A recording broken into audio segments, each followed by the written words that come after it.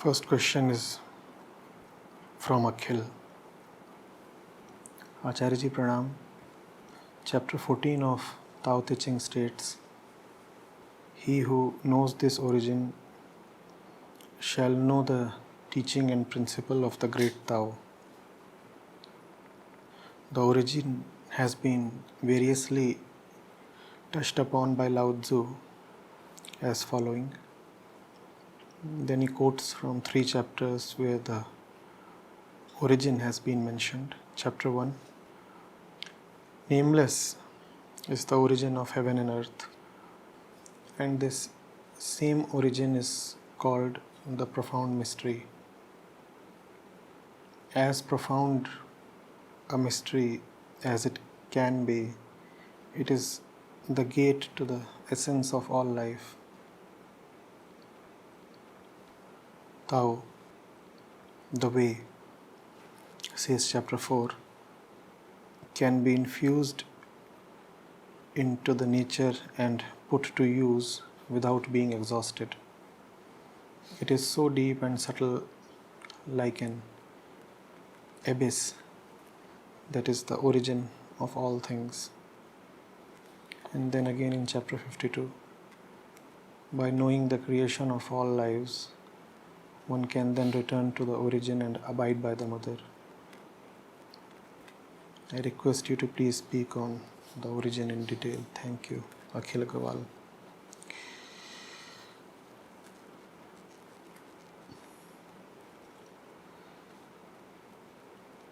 Akhil, it is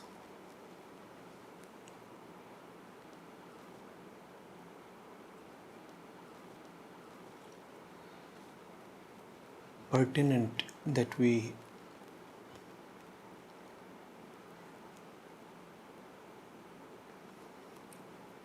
appreciate the difference between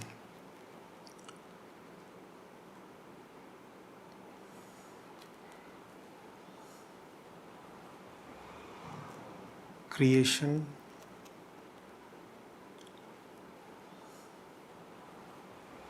and modification, origination and reappearance.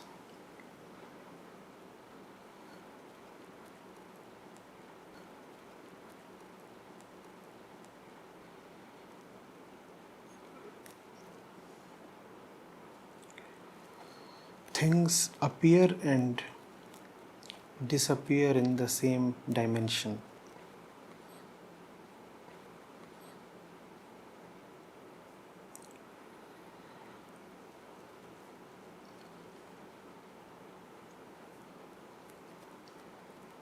And this is a thing of common observation.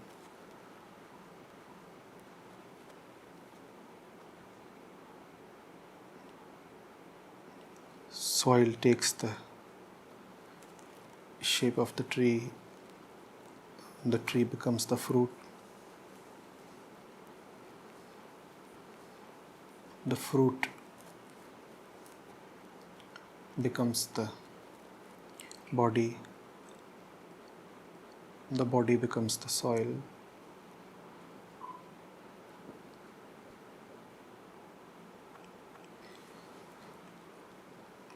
and this entire movement is in the dimension of the soil, or you could say the dimension of the tree or the fruit or the body. And since all these dimensions are in the same dimension, call them as one.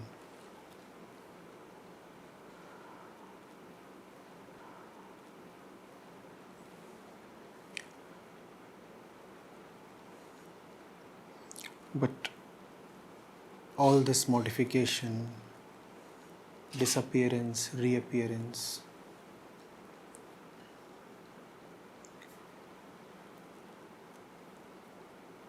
does not really explain origination.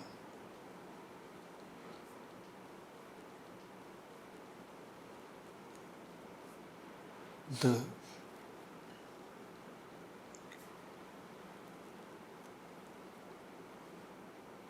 forms keep changing. That which is changing can be seen and experienced.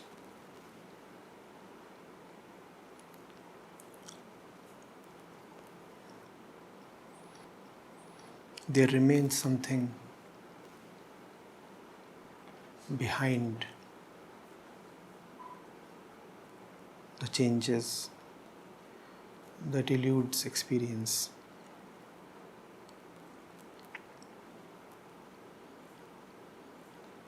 The proof is that merely looking at the cycle of change will never satisfy you.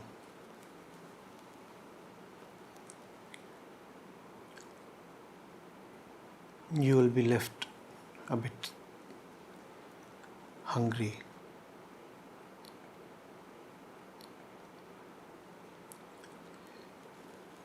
You know that these things can't just happen on their own.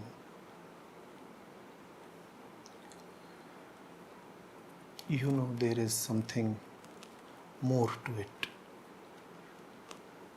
You know there is somebody as the primal cause of all change, and yet not visible in the change,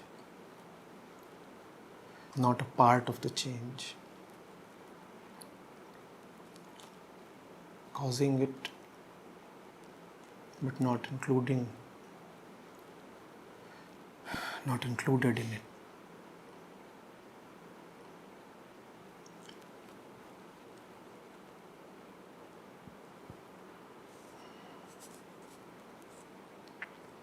That is the origin.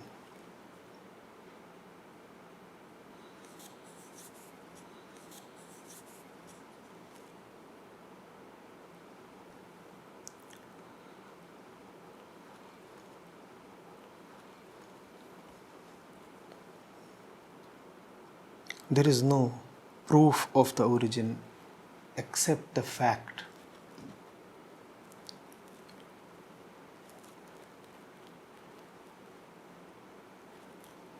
that something in your consciousness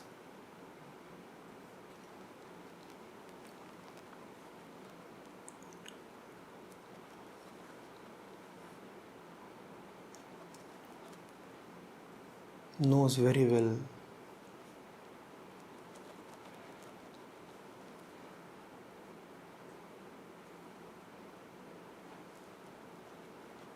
that things don't add up.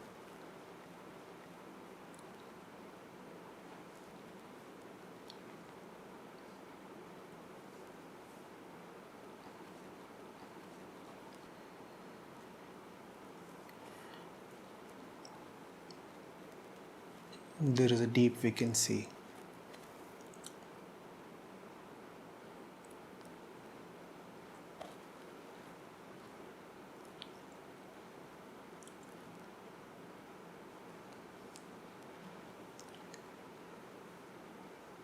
And that vacancy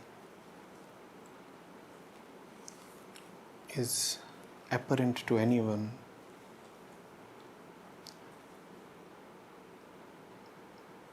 who bothers to probe a little and understand things and check whether all is square.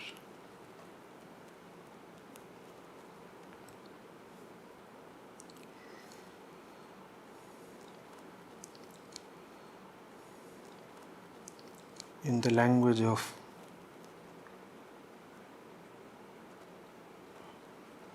Vedant, this origin would be Satya, and Tao would be Rit.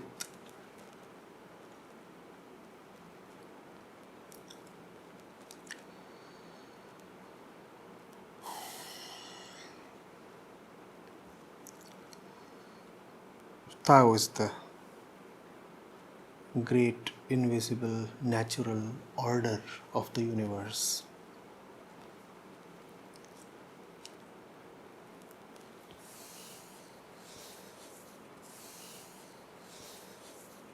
The origin is the center of the universe.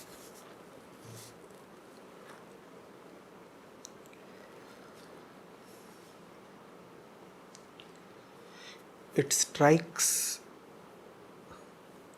the observant mind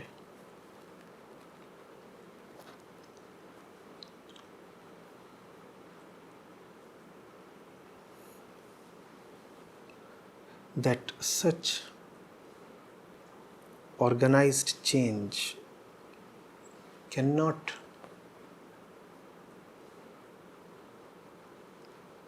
be there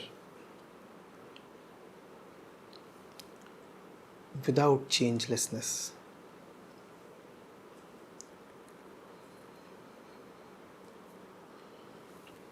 That in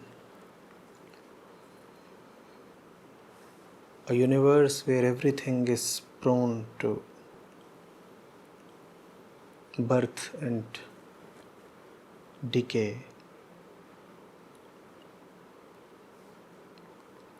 such continuation of birth and decay cannot be without something that is not expendable. Vedanta would call the truth as Advait, that which can never be spent off, that which can never get exhausted.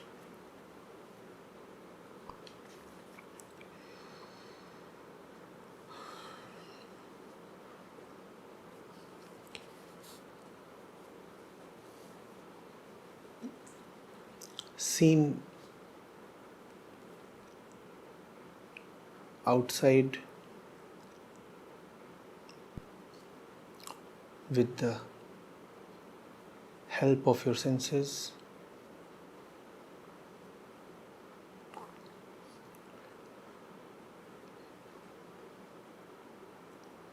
one clearly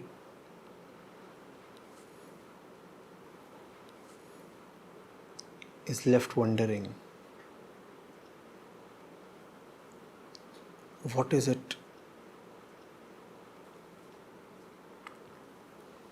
that is behind all this?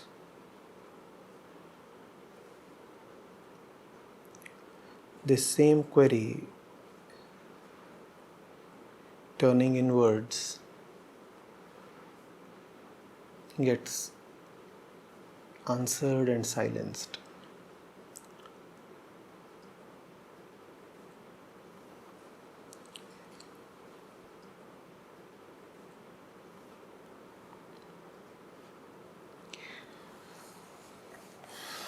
The moving universe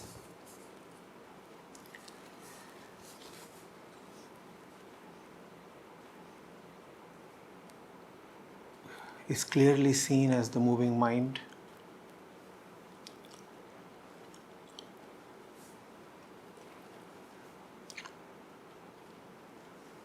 And the great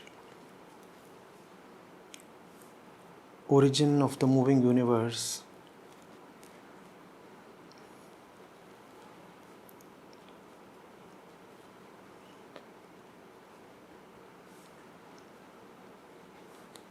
is then undoubtedly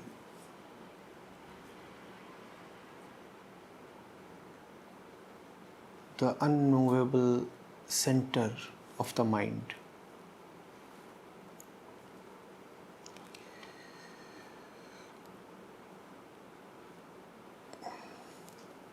When we're looking at the universe,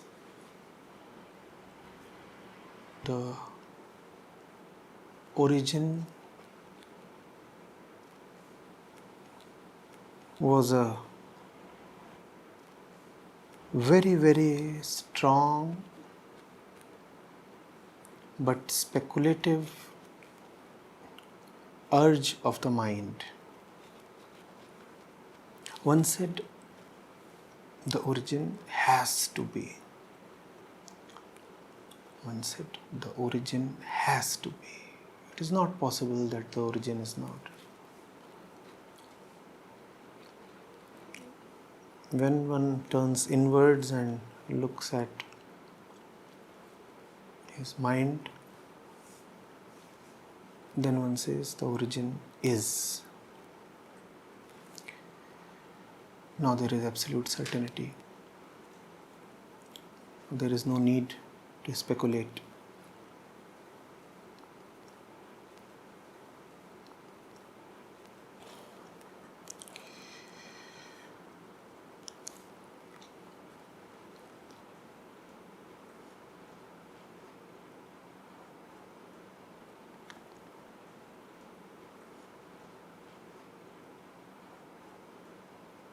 One's being becomes the autonomous proof of the origin.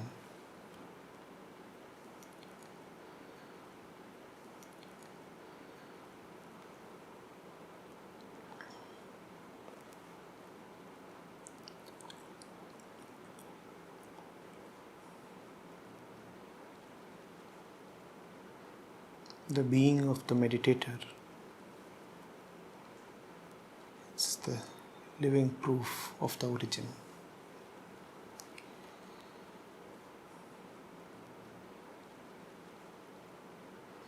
Things rising, things falling, things experienced, things perceived.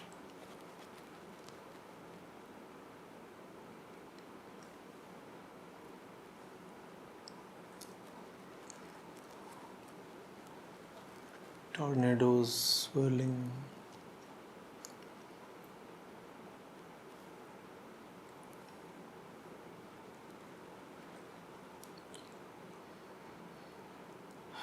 stars collapsing,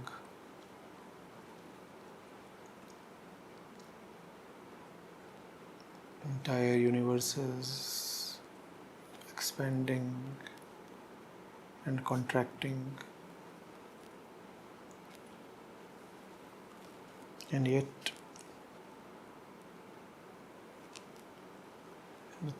nothing at all, just nothing.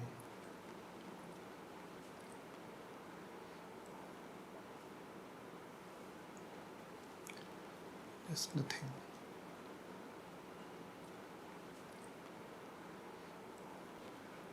A great void that by its own will and decree sucks everything into itself.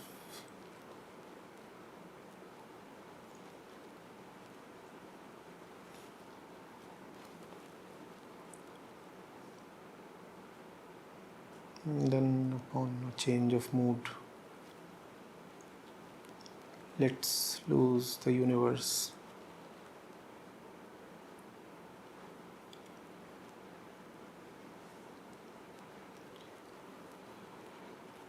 That's the origin.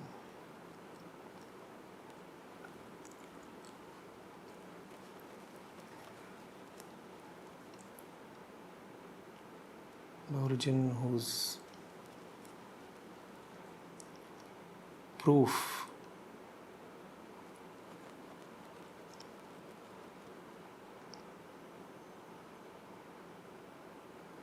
is a Lao Tzu.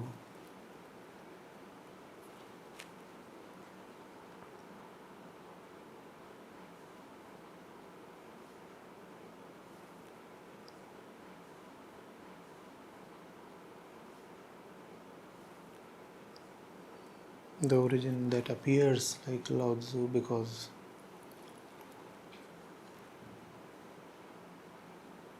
You cannot perceive it sensually.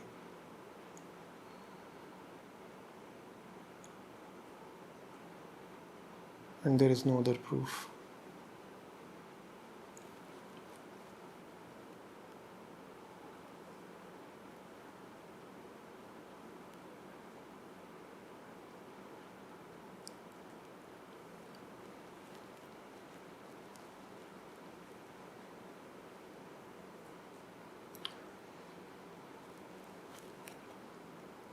The way of knowledge has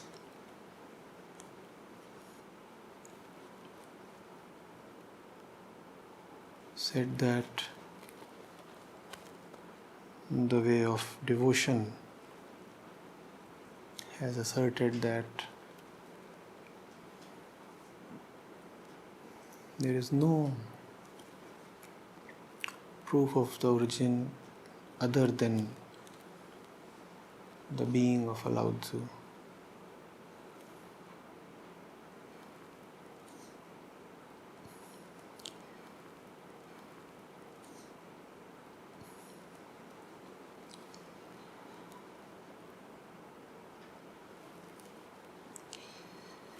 The Upanishads would say, Brahmavid Brahmava Bhavati.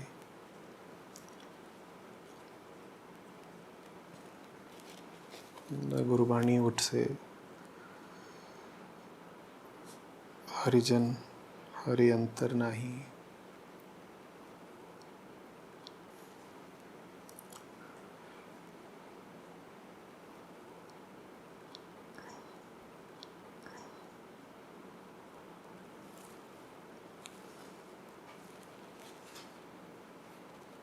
Kabir Sahib would say that the body of the sadhu is the proof of truth.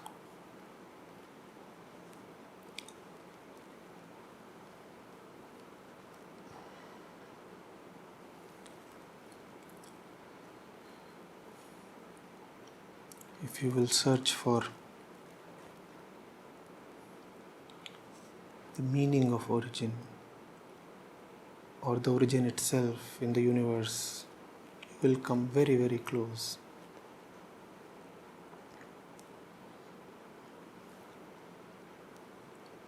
You will come frustratingly close. But you will never come close enough to know.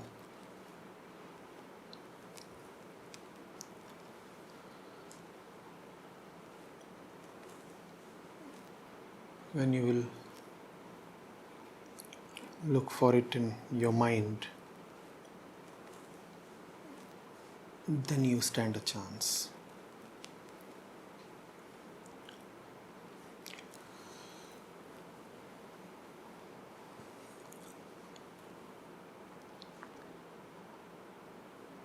See how your silence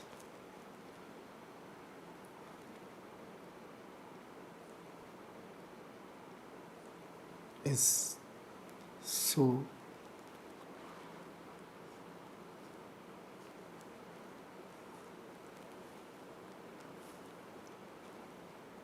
expressive.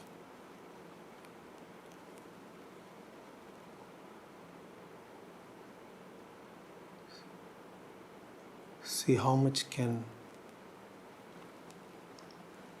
be directly expressed out of your silence.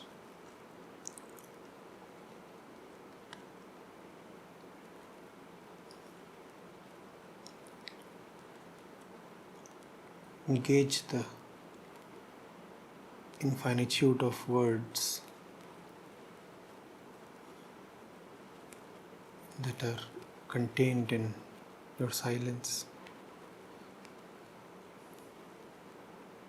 Anonymously, formlessly, unorganized, not born, not even in womb, not there, yet fully ready to instantaneously appear.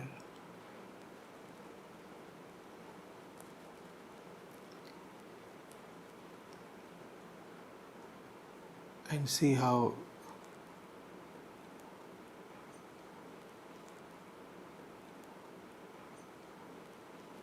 all words rush to finally dissolve in silence. See how silence is like a great vacuum, sucking all words into itself.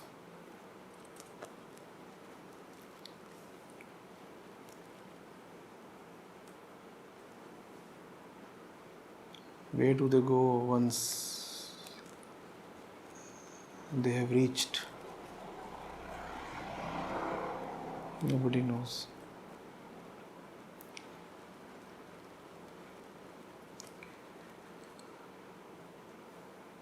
Where do they just suddenly come from? Nobody knows. Nobody knows in the language of words. Nobody knows in the world of words. Otherwise, it's all too obvious. Is the origin therefore unknowable? Yes. The origin is unknowable. If you do not stand there,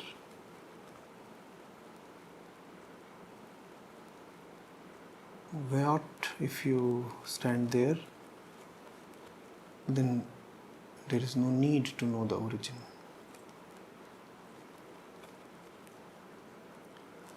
Is the origin a mystery?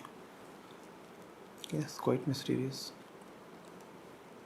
to those who are away from it. Is the origin a mystery to those who are at the origin? No.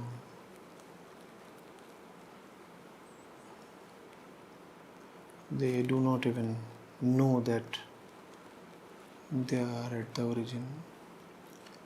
All knowledge requires distance. When you are just there,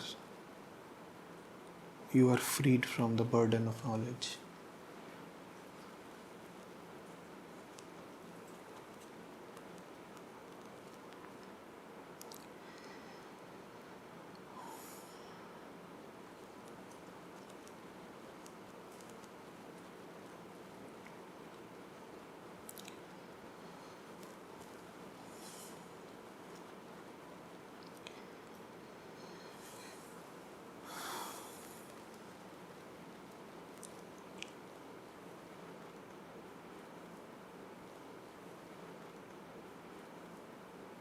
Lao Tzu is the poet of the great feminine,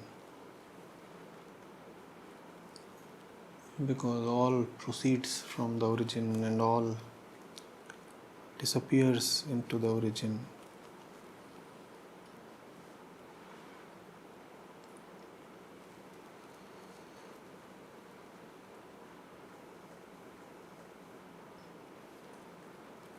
So he calls the origin as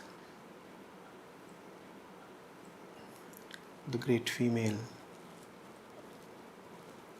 or sometimes the great mother.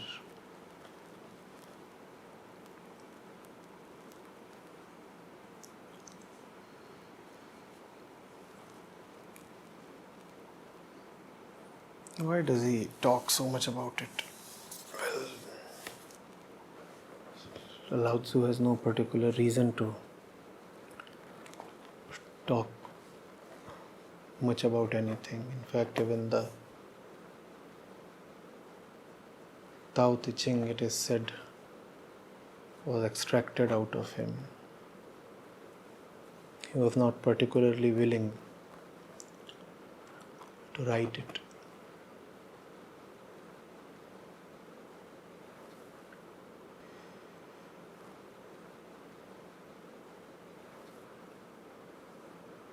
It's just that to those who are not at the origin,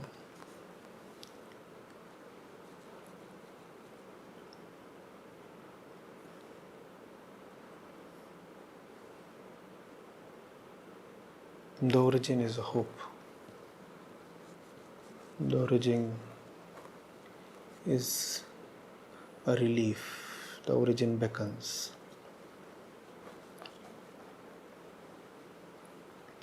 So to others, all this talk of the origin is useful.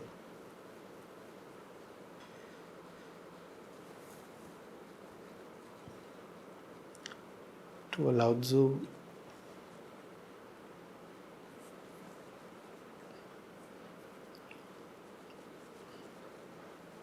it is a nuisance to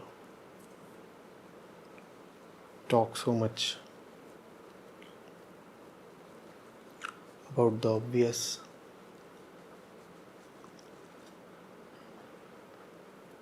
about the indescribable.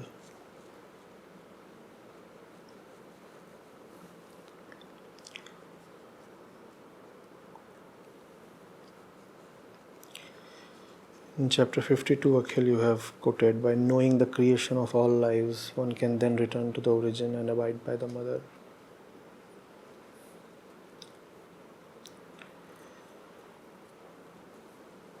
One remains lost among the living. One doesn't bother to inquire what the livingness is. One remains occupied with structures, movements, peripheries, crowds.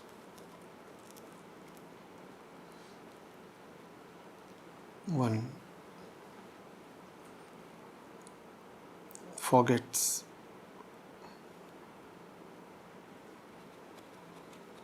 the center of everything.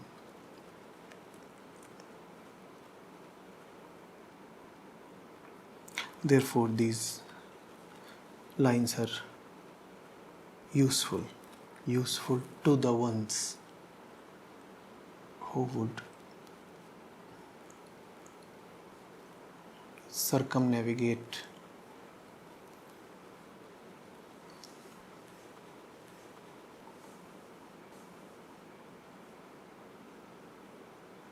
and avoid the center.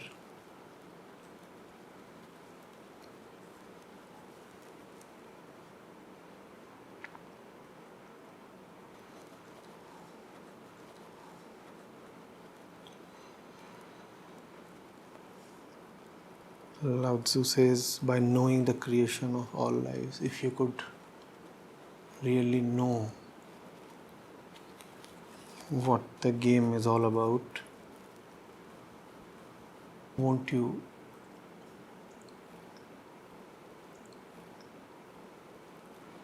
gloriously, victoriously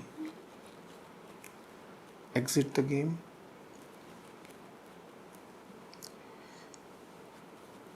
The game is the circumference. The center of the game is the victory. One keeps on playing energetically at the boundary, often not realizing that the energy is keeping one at the boundary.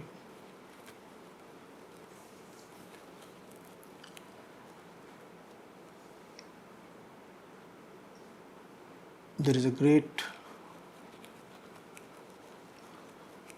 gravitational pull by the center.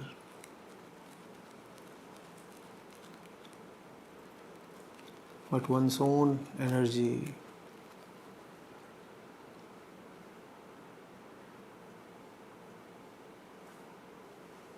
is creating a centrifugal force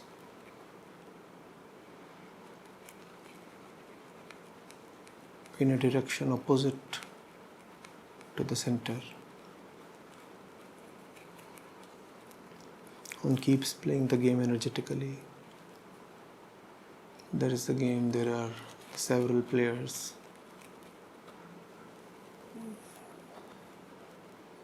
It's quite a sound and a show. One doesn't examine because one is involved.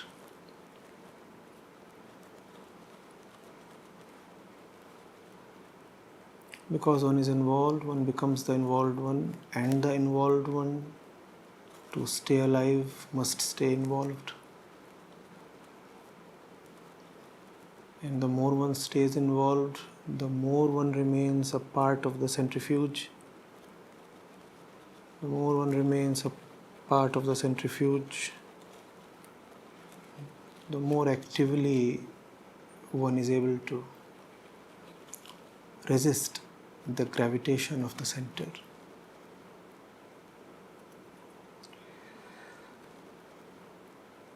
It's just that there is no peace in the orbit.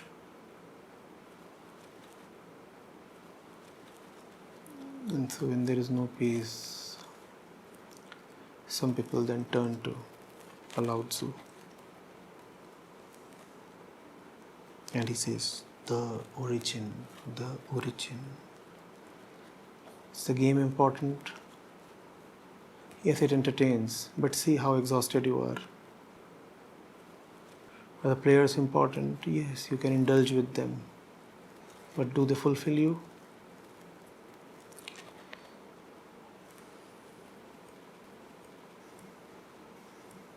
And then he roars out his whisper that runs through the galaxies. The origin. The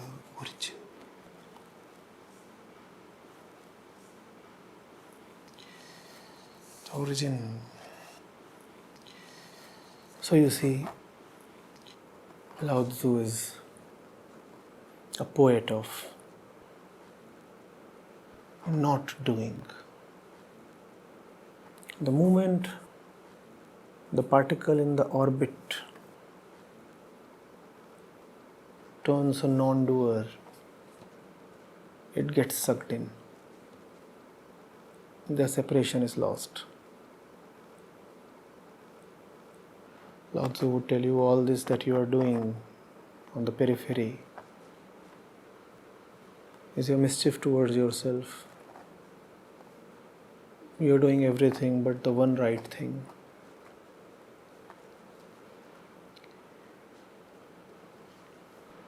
If you can seize, the right would happen on its own. You don't even need to do it.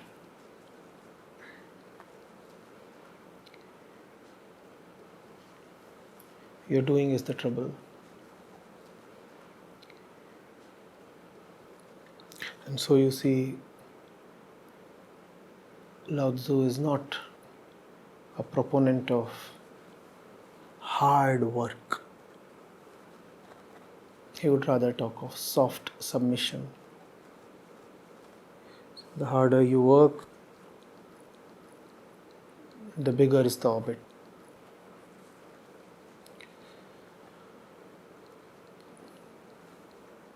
Run with a greater speed and you just increase the radius of the circle.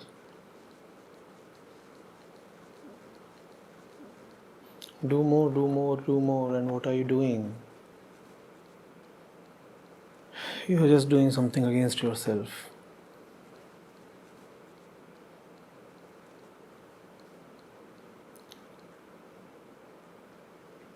It's a strange thing. That which proceeds from the origin assumes a life of its own and starts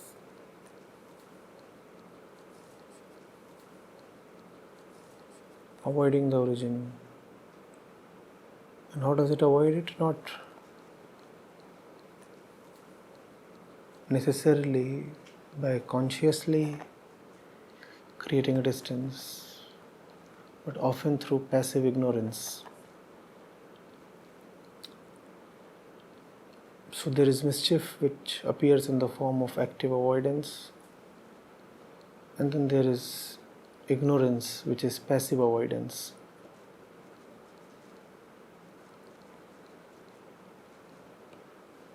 You asked me to speak on the origin in detail.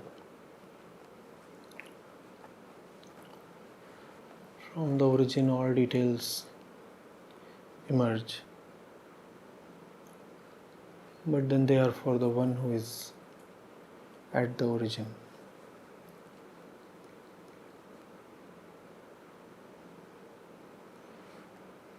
The one who is not at the origin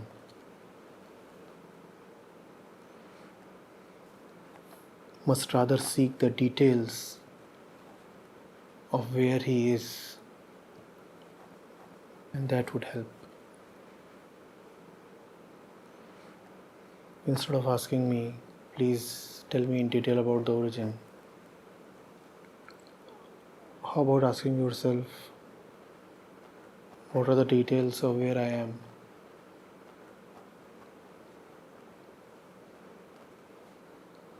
This is the way of knowledge, Akhil.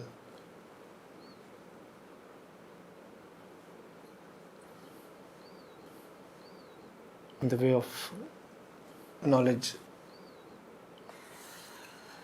does not seek the details of the origin, it seeks the details of the periphery,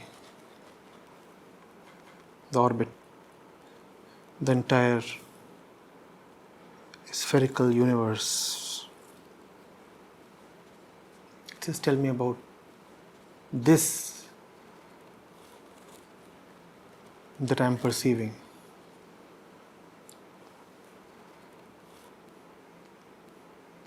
The way of knowledge says, I don't want to speculate.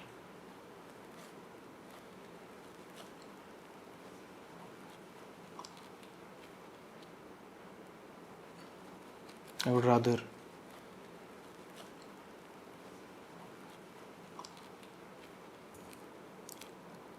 start off with that which is evident to my senses. The periphery is evident. I want to know the details of the periphery.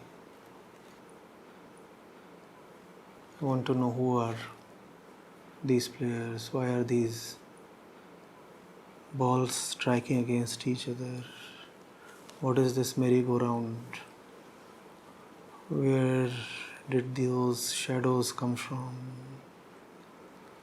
who's behind the curtains.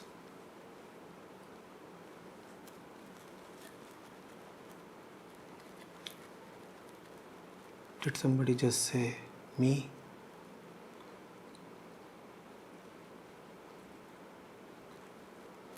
And then there is the way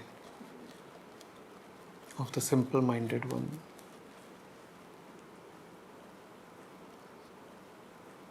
The one who doesn't claim that he has the power to dissect the universe and get into the anatomical details.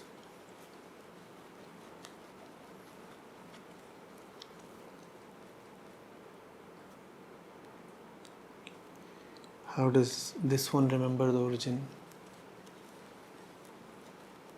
This one doesn't remember the origin by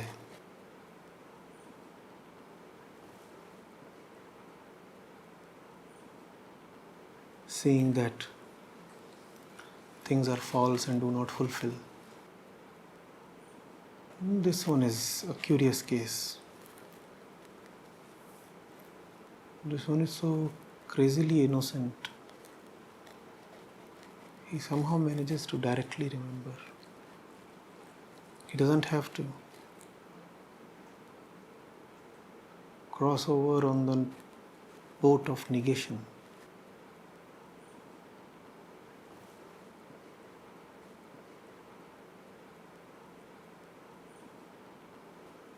Niti Niti are not the two pedals that he uses. He somehow manages to just fly over.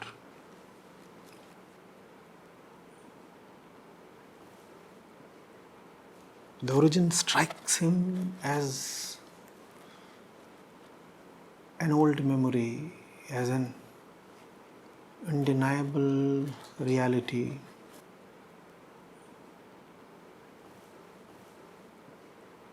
He doesn't have to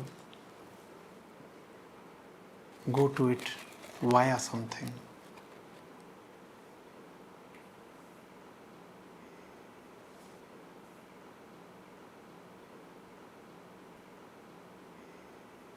He has an inexplicable, direct connect.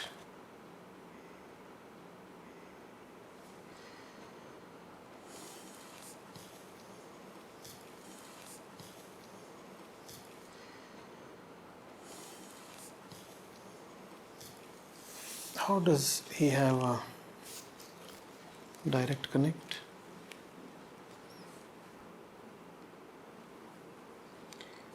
Even he does not know.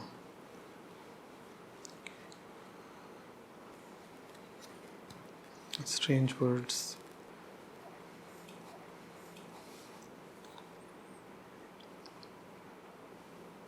तरना पो यूं ही गयो, लियो जरा तन जीत, कहो नानक मजहर मना, औध जात है बीत.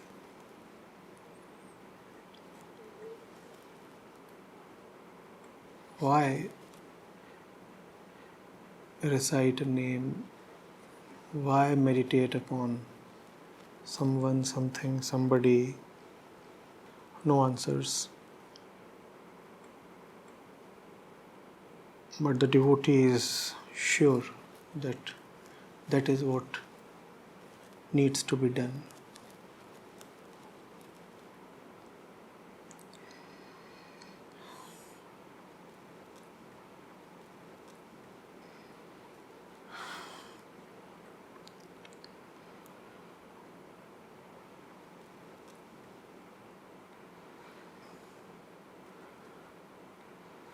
तन धन जो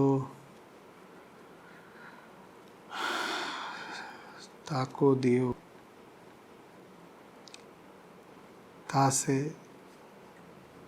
नेहु नकीन, कहु नानक नर बावरे, काहे डोलत दीन. तन धन जो तो को दियो, तासे नेहु नकीन.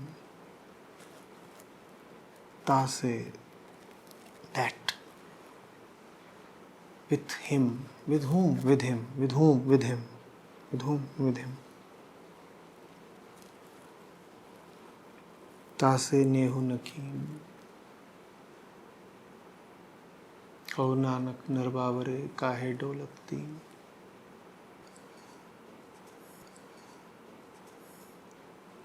The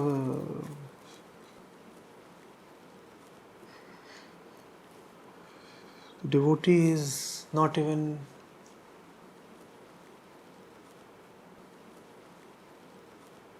explaining the existence of the origin. He is asserting it. He is saying, from the origin you got everything. And that's why it is the origin. Everything originates there. From there you got everything. Tan dhan jo tako diyo. From there you got everything.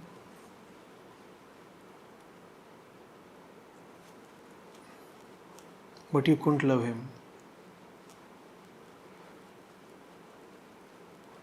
Kahu Nanak nar baware kahe dolat deen. And now why do you find it strange that you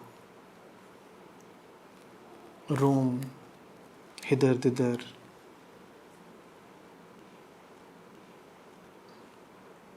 in your uprooted state.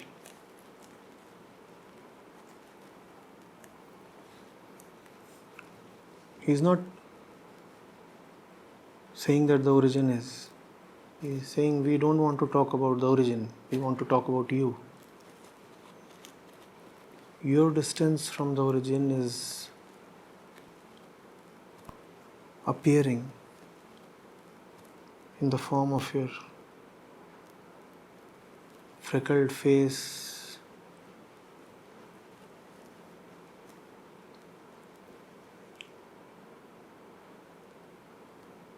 and distraught eyes, a general sense of deenata, inner impoverishment.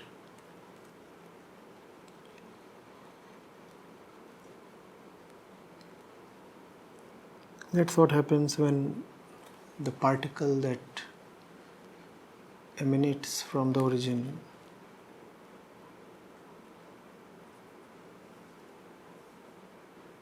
develops an individuality of itself and decides to keep a distance.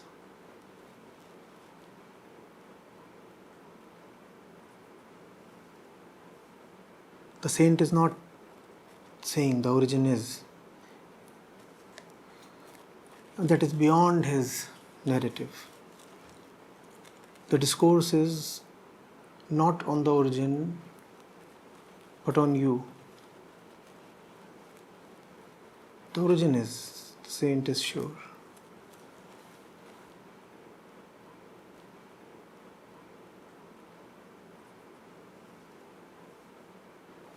The way of knowledge is the way of skepticism. The way of devotion is the way of utter surety.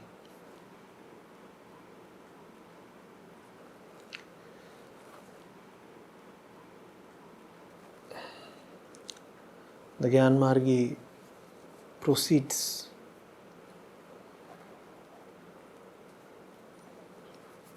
through his skepticism about the universe. The devotee proceeds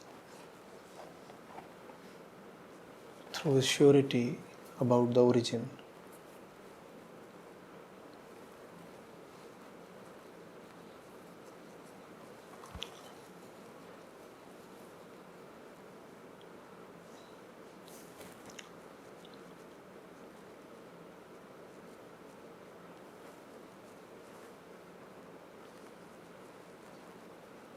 So the devotee is sure of the origin and disappointed of you.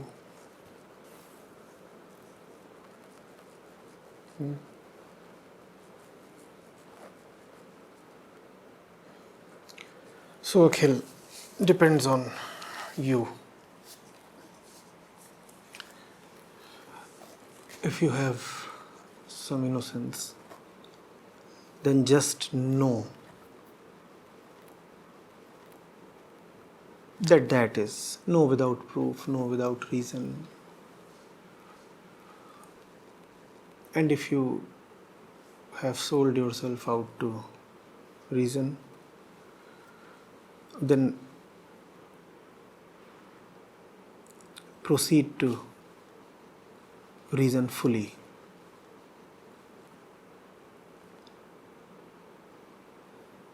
Half-baked arguments are the curse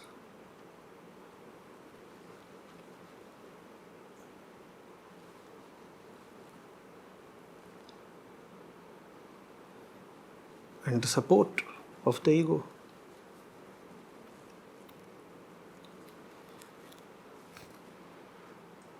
It's not that the truth does not like arguments. It's just that the truth is not amenable to half-baked.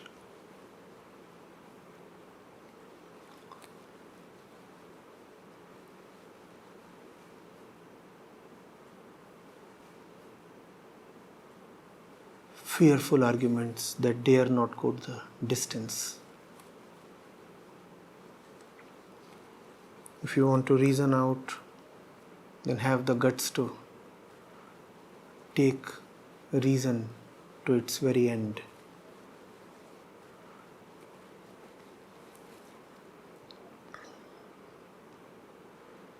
You have reasons to be on your own, play the game, and avoid the center. Reasons fuel your activity. Why not reason things out fully? And that will take you to the real reason.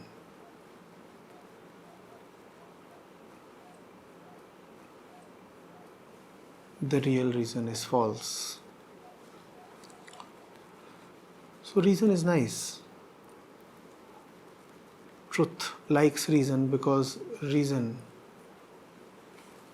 is self-destructive. If only you have the honesty to reason it out fully. What stands between you and the origin is not intellect or reason,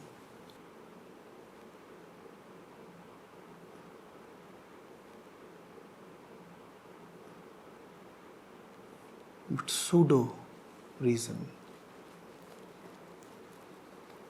False, incomplete, biased,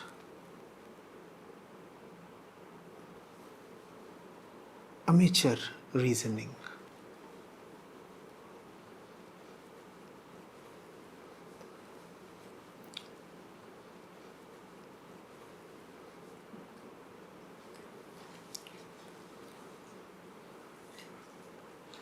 Like a noise in the first class of logic,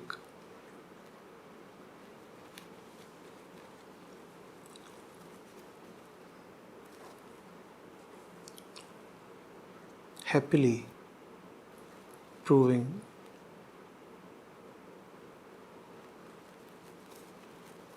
Plato and Pythagoras wrong. And how did he do that? Using his logic. Using his logic, he succeeded in proving the master logicians wrong.